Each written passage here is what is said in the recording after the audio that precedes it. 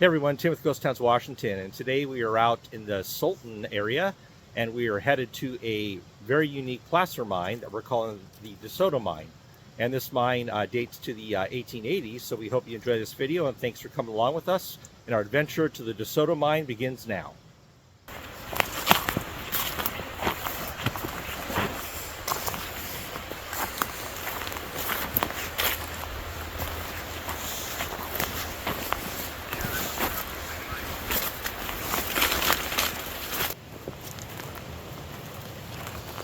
Okay, so we're coming up on the lower tunnel, and this was driven at river level, and this claim was filed in April of 1884, and it would become one of the most ambitious placer operations of its time. And this tunnel looks like a mine, but it was driven for the purpose of diverting the river flow. As mentioned, this is a placer mine, so they were trying to basically divert the river so they'd be able to mine the river bed without the water being there. And the first owners of the property were the Sultan Mining Company, and that was in 1889. And in 1896, the DeSoto Mining Company took over operations. And the DeSoto Mining Company was founded by Alexander DeSoto, who was a Spanish-American physician, and he was born in 1840 in the Caroline Islands and came to the U.S. in around 1862. So around 1901, DeSoto's company secured about 176 acres of placer land here at Horseshoe Bend, and in 1903, him and his companions turned the Sultan River from its course and sent the waters through a tunnel that was hewn through solid rock, which is directly in front of us here. It's the tunnel right here. So the goal of this was to dry the riverbed by diverting the water so they could look for gold nuggets and placer mine the banks and bed of the river. The problem with this is that when the snowmelt came and flooding happened, basically it took out a lot of the machinery in the operation, and it also clogged this tunnel with debris. So they used a ditch flume, which was about a mile long, and all the mining processes here were hydraulic mining. So they would use high pressure jets to move the and dislodge the rock and sediment, and they would direct this into sluice boxes. And one of those pieces of equipment was known as a hydraulic giant, or sometimes known as a monitor, which was basically a nozzle that could be pressurized with hose or pipe.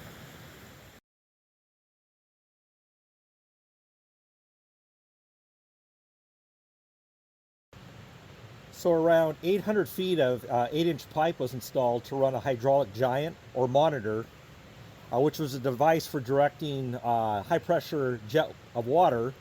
They usually have it on a swivel mount that had a counterweight, and it would be attached to a tripod or other type of stand so one person could operate it.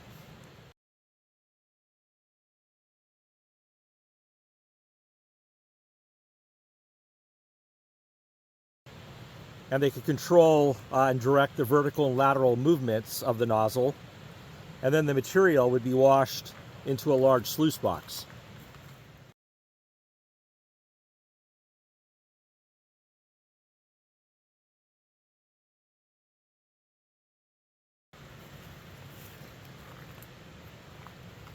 So we're going to go ahead and gear up, and then we're going to take a look in this water diversion tunnel, and we'll see you when we get inside.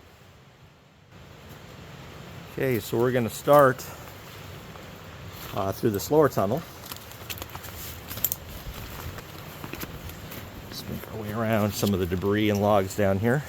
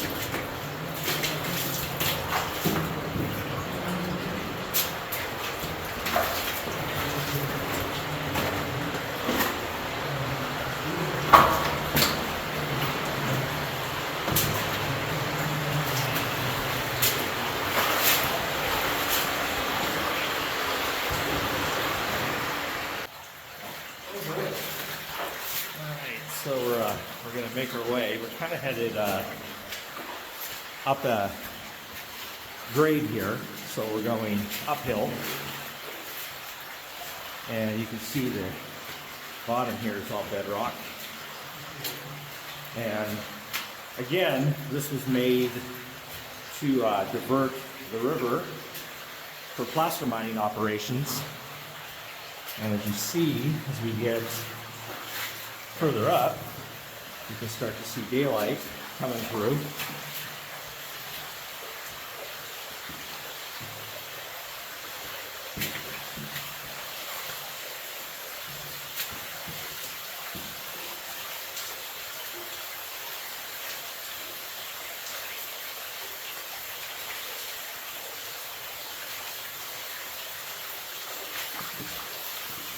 So here we have this open cut above,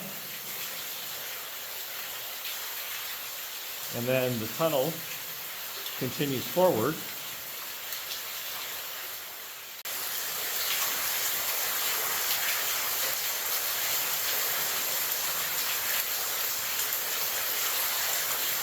So this is a pretty picturesque, stunning visual of where one tunnel that we were coming through here enters this big open cut area, this trench, I guess, if you will.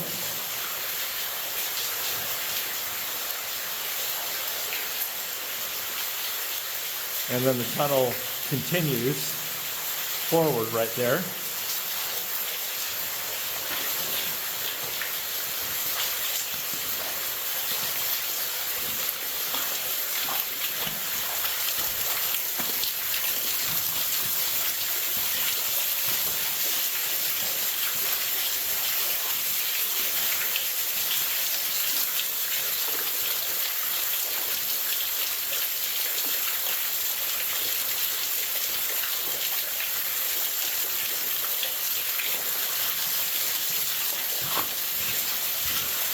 So we're going to continue through here. It's a bit wet.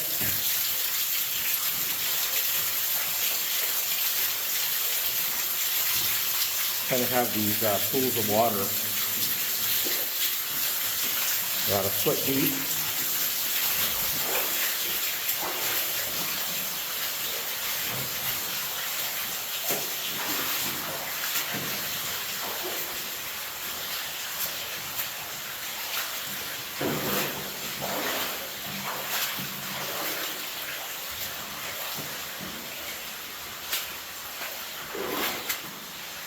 So again, the primary purpose of this was a water diversion tunnel.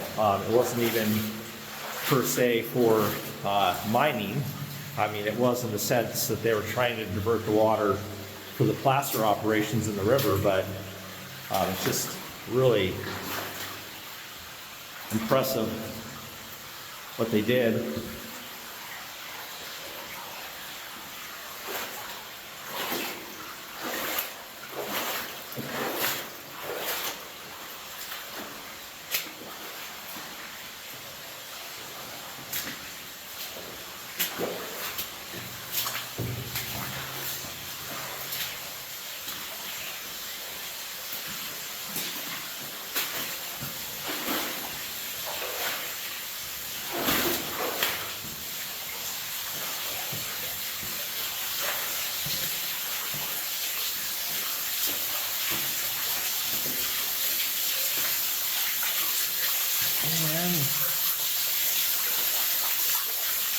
Like the end of the run, kind of where they drove this back up to the surface, unless it continued.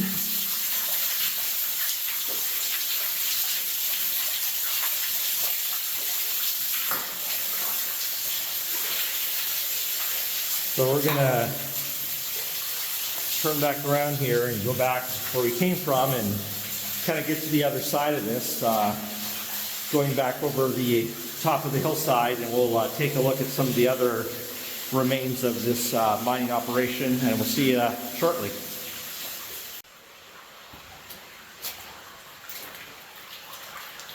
So one thing you gotta watch out for is once you walk through these kind of holes in the bedrock and they get stirred up, you can't see how deep they are anymore when you step into them.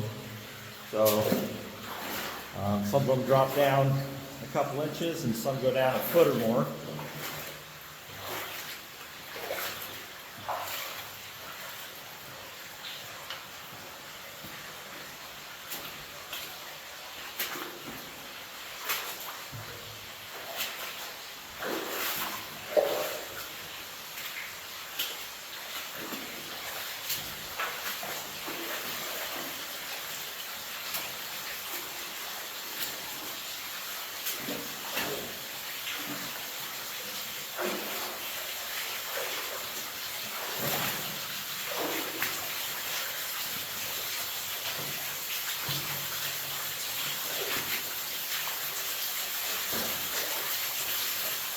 Okay, so we're gonna go back out here, back down this incline, and I apologize, it's a little loud with the water, so I'm trying to speak up. But as I go here, I'm gonna have to watch these pools, so I don't step down and not realize how deep they go. You can see the water coming down the bedrock here.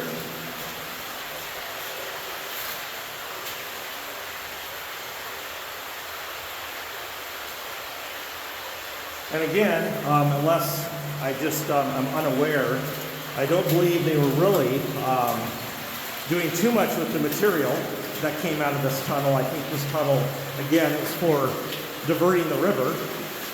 So maybe they ran some of it or assayed it, I don't really know.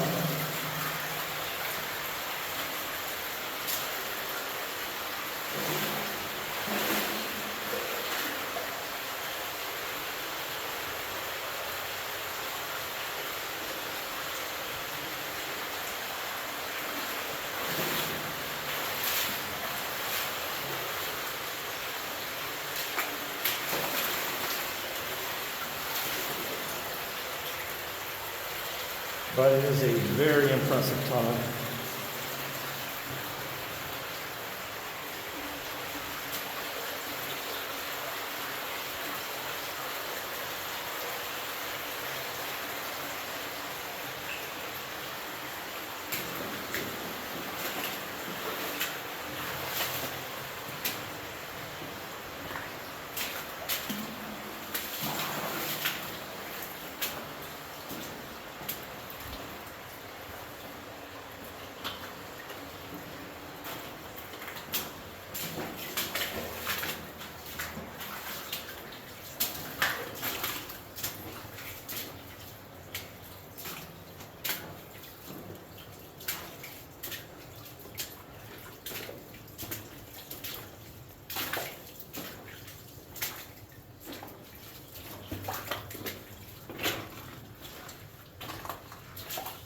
Low here, so you kind of have to duck down. All right, so we're back at the mouth of this diversion tunnel, and make my way.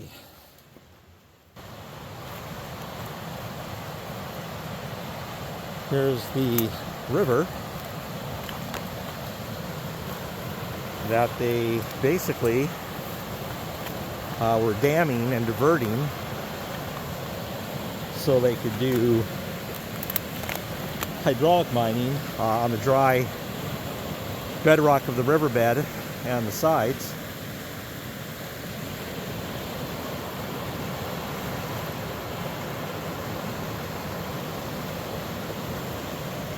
So next we're going to head back up there and head to the next portion of the site.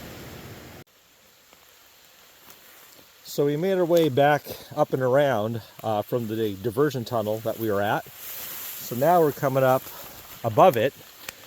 So we're going to be looking down into the trench that the tunnel went through. And that is right here.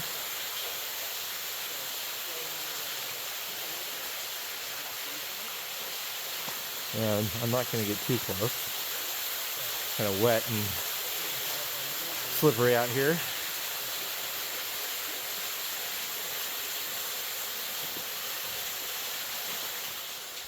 Continue right over there.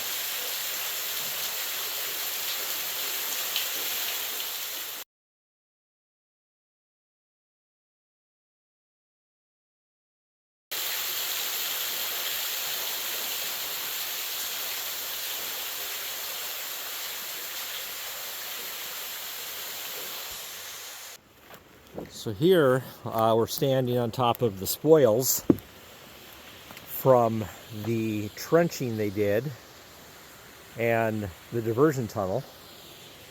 And you can see this moss-covered, just massive boulder field. It continues through here and kind of up and around.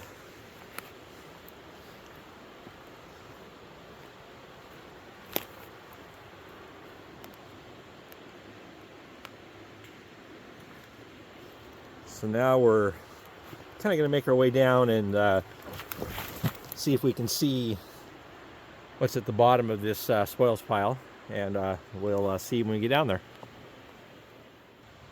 So we're standing basically at the mouth of the trench for the start of the diversion of the river, and it's kind of hard to make out, but this is the bottom of the trench, and then the walls go up on either side here, and the water would have been diverted this direction and would have flowed down to the blasted rock tunnel that we came through earlier, and then re-entered the river down below on the other side. So you can kind of get a view of all this material here and see why this might have been a problem when flooding and whatnot would occur, and all this debris would gum up the whole system and cause a lot of havoc. So we're gonna walk a little further down this way, and I'll try to film. It's kind of a pain in the neck to get over some of these logs, but I'll see if I can film some of this.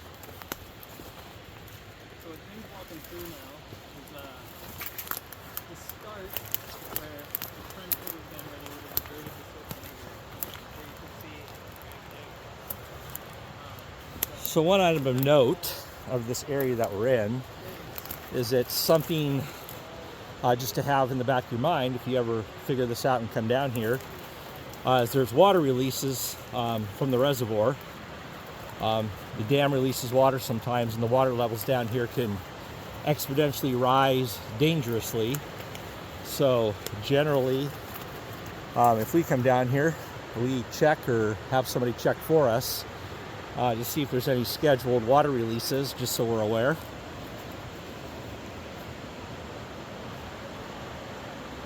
And again, this is looking back into the trench there, and you can see forest kind of in dead center. So river would have came from here, flowed into this trench, entered the tunnel, went down the slope of the tunnel, and then re-entered the river downstream.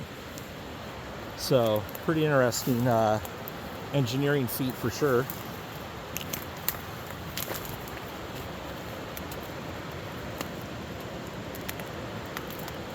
So we're going to take a quick look along the shoreline here. All right, so our next point of interest that we're coming up on is a small shaft that was driven. It's a little 25-foot shaft out here. And there Fulton River. is the shaft looking up into it. Which is kind of interesting.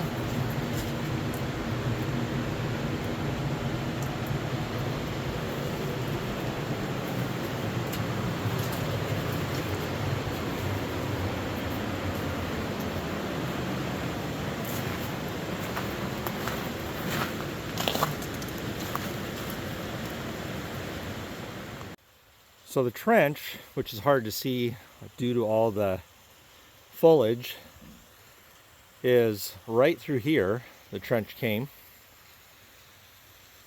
and it entered the rock tunnel for the diversion right kind of where that dark spot is right there. And we were actually down below looking at that log jam when we came through the tunnel the first time.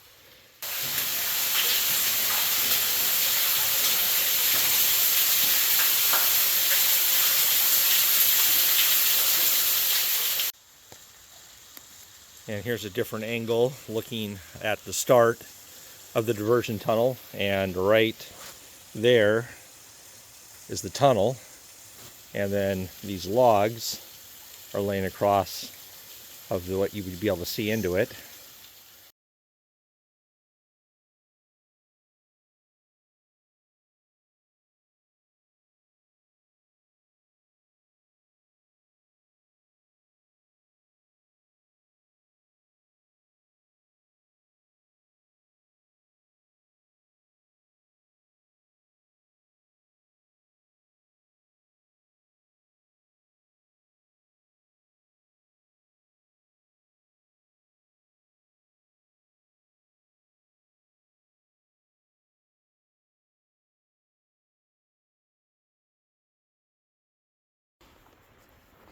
Well, that'll about do it for our trip to the DeSoto mine.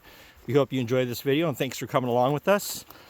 Please consider subscribing if you like what we do, and don't forget to comment and like. And until our next adventure, take care.